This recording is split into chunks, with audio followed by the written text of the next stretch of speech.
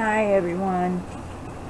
I just thought I'd pop in and make a little video about something that some friends and I have been discussing recently online. If you are part of the YouTube community or the gamer community, you might be aware about the recent suicide of a young man. And I'm not going to mention his name because I don't want to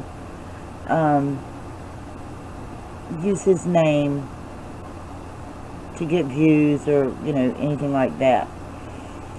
But I do want to discuss suicide.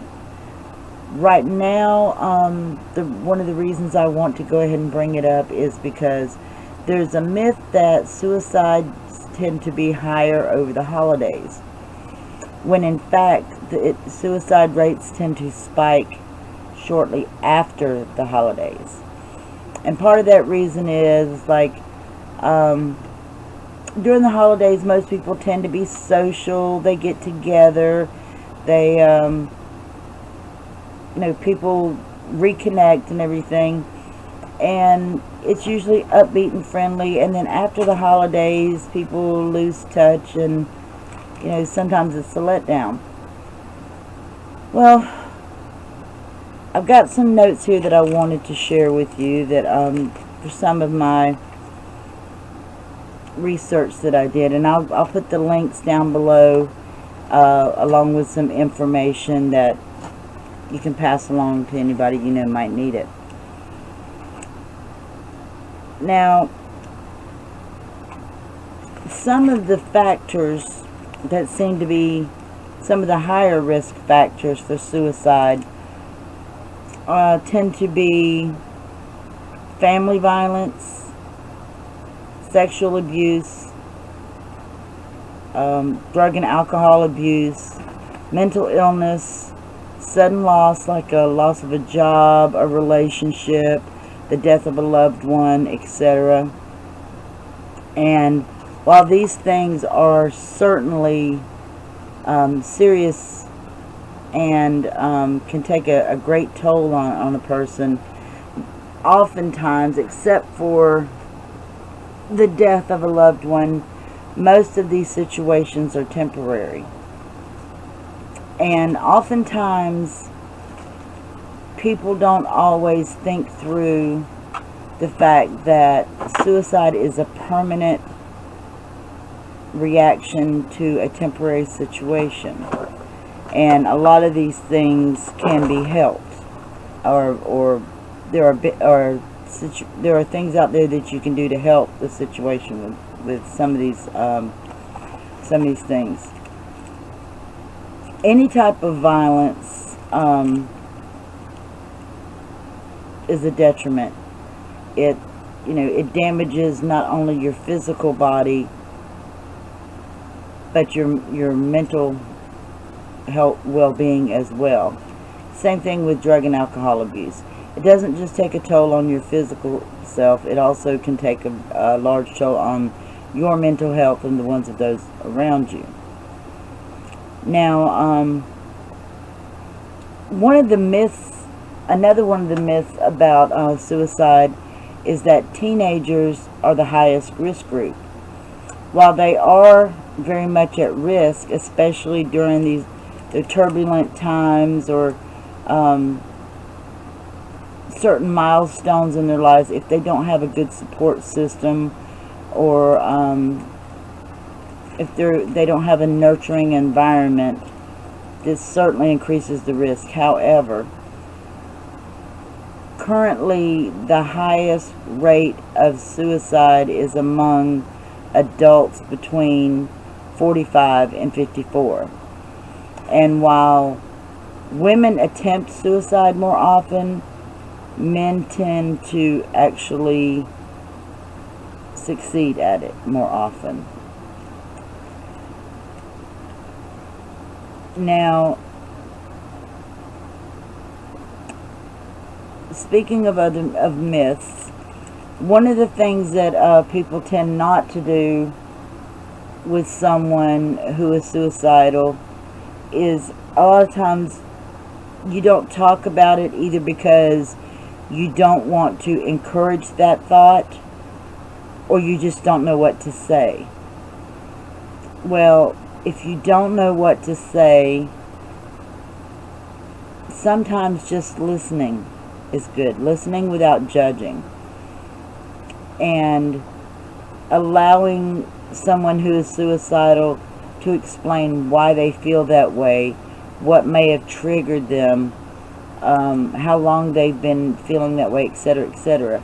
Telling them that suicide is stupid, it's selfish, and telling them all the things wrong and bad about even feeling that way is not going to help. In fact, if they're in depression, it might make it worse.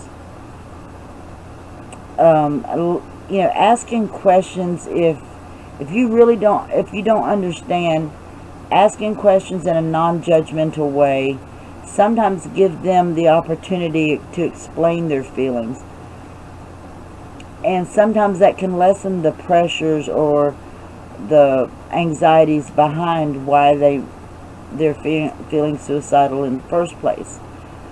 That's why I always encourage therapy for someone who is feeling suicidal, because therapy is not going to fix all their problems, but at least that'll give them a voice. That'll give them someone they can explain the reasons to, and in some cases, it might allow them the avenue for treatment, which can benefit lots of people. Another myth is that if you're suicidal, you're mentally ill or crazy. While mental illness is a factor, just being suicidal does not make you mentally ill. Like I said, oftentimes it's a temporary situation that can be treated, or that may pass on its own, depending on the individual and the individual situation.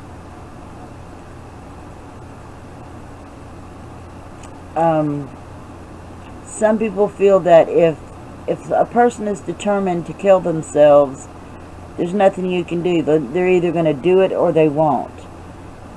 And that's not necessarily true. Sometimes a suicidal person is kind of locked in their own brain and they can't see a solution, but being able to talk it out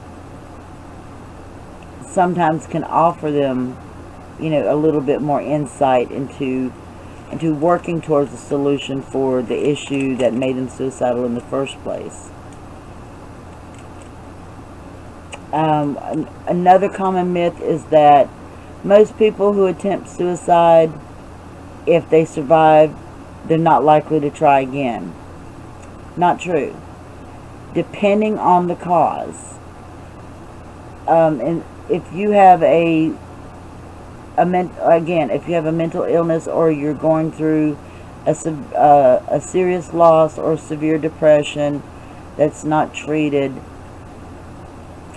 it's very possible that a suicidal person who's made an attempt may try again.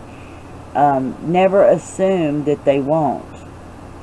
The best thing to do in these situations, again, is ask honest, non-judgmental questions. Ask them, when did they start feeling this way? Why they feel this way, if they know. What changes happened in their life. Give them a chance to speak on it and to explain it. Like I said, many times that may give them an outlet and take some of the pressure off. One of the things you don't want to do is dare them. Like, quit talking about it and just do it. Well, a lot of times they will, if you say that. Not everyone will. But do you want to take that chance? I know I don't. Anyway, Let me see what else I've got on here.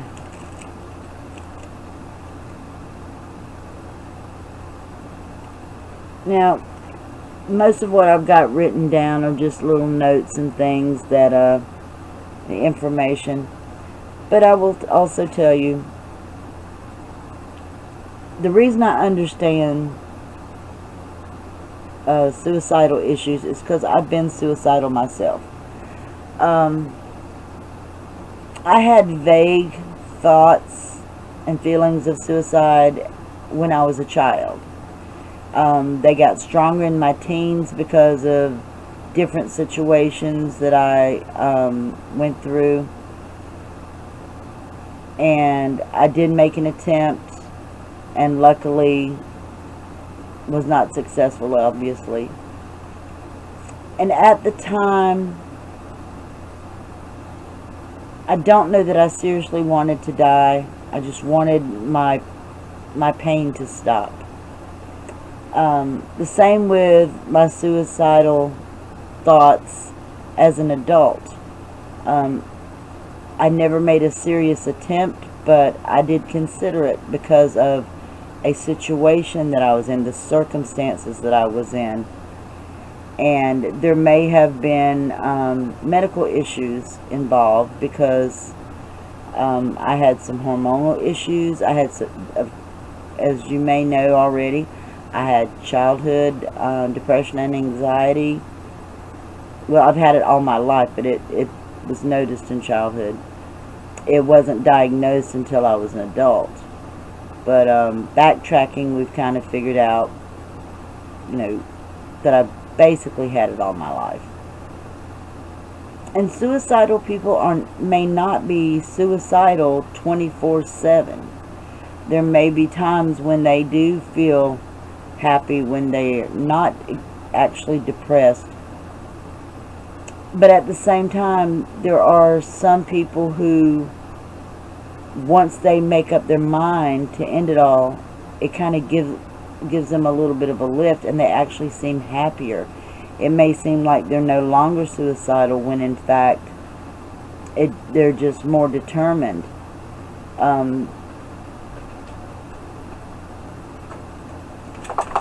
Everybody's a little bit different. But if someone threatens suicide, don't take it as just a threat. Assume that there's a possibility they might follow through. A lot of people are afraid to go to get help because they're afraid they're going to be committed just for expressing the thought. Well, a couple of things you can do is there are programs, and like I said, I'm going to link these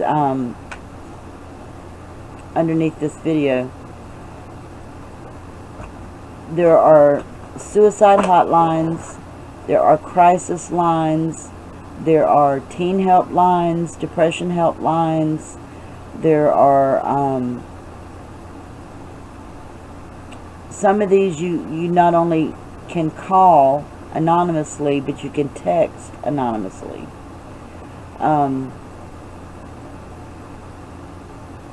Nobody's going to try and judge you or lock you up for calling these lines. And some of these, you not only can call them if you're suicidal, but if someone you love is suicidal, or you suspect that they are suicidal. This is something that a lot of people don't know. And that's why I want to put the awareness out there, is because when you have a loved one who is dealing with that, oftentimes you feel helpless. You don't know what to do. You're afraid to say the wrong thing or do the wrong thing. You're afraid of not saying something and not doing something. It's like you're damned if you do, damned if you don't. While it's true that you are not responsible for a friend or loved one's suicidal thoughts or behaviors, like I said, showing them some support can go a long way. That doesn't mean you have to coddle them, so to speak. There are some people but this is by far a minority of people who threaten suicide. There are a few who do it for drama and attention. Like I said, relatively speaking, it's a very small number compared to the people who actually are seriously suicidal. So ignoring it is not going to make it go away. And jumping the gun and panicking is not going to help you, and it's not going to help the other person. Like I said, if you don't know what to do, these helplines can also give you information. If they are not the right, source for you, they can give you information for other sources to help you help your loved one. So the biggest thing is, if you're feeling suicidal, talk to somebody. They may not be able to fix anything for you, but maybe they can point you in the right direction to help your situation, to make it better, to improve things. One of the things I used to do when I realized I had an issue was, when I felt seriously suicidal, is to give myself a time frame and say, I'm going to wait this amount of time, and if I still feel this way, maybe I will. And in my case, most of the time, even if I still felt that way, usually there was a light at the end of the tunnel, because I'm one of those lucky people that's almost always had a very good support system around them. I didn't always feel like I had a support system, but it was there. It's often said that there's nothing so lonely as to feel alone in the middle of a crowd. And that's the way a lot of suicidal people feel, because they're afraid to talk to anybody. They think either people will overreact, or won't understand, or will really ridicule them, etc., etc. But there are, like I said, there are support groups, there are hotlines, there are support groups, there's therapy resources. Oftentimes it's on a sliding scale. If you don't know where to find these resources, again, check your local phone book, check Google, talk to other friends, check with your local health department. There are doctors' offices who have these numbers, hospitals, etc.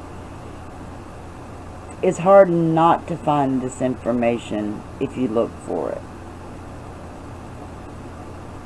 So I guess my final thoughts are, if you're suicidal,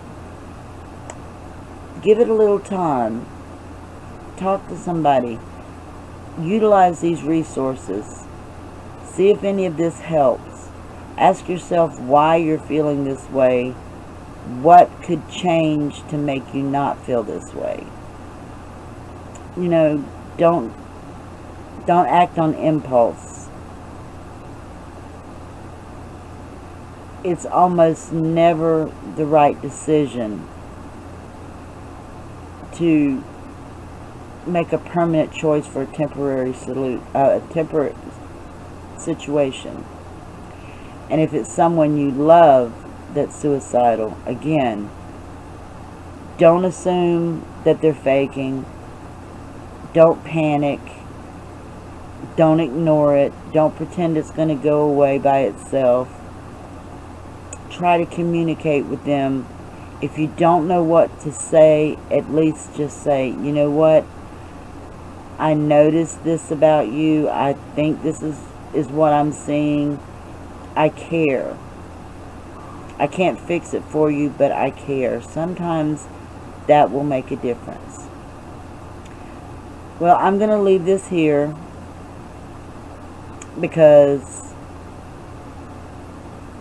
this has been covered so much on YouTube recently, but at the same time, some of the things I brought up have not been said because people were focusing on who died and not why he died. I don't know the reasons why this young man took his own life. I did not know about him. I didn't follow him. I wasn't aware of who he was until other people were talking about him. But any suicide is tragic. And whether you're a teenager who's struggling to find their identity, if you're someone in an abuse situation, if you're someone in a medical situation, if you're an older person who is struggling financially, physically, emotionally, there are resources out there. Maybe not to, like I said, maybe not to fix your problem, but kind of help you find the resources to help yourself, or to at least push you in the right direction. But please, give it a chance. Give yourself a chance. Give your loved one a chance. Don't just pretend it's not there. Don't ignore it. It's not going to go away. There's hope. I'm still here. I'm 57 years old. I've been dealing with depression, anxiety, and suicidal thoughts for almost 47 years. I'm 57 now. I'm still here. And I'm glad I'm still here. And I would hate to see a life lost that could still find joy. And on that note, I think that's my notice that they need attention. So till next time, take care of yourself, take care of each other, be safe over the 4th. Look out for each other, please. Please don't drink and drive. Please don't shoot up in the air. And if you're going to be around fireworks, please take into consideration that your pets may not enjoy them as much as you will.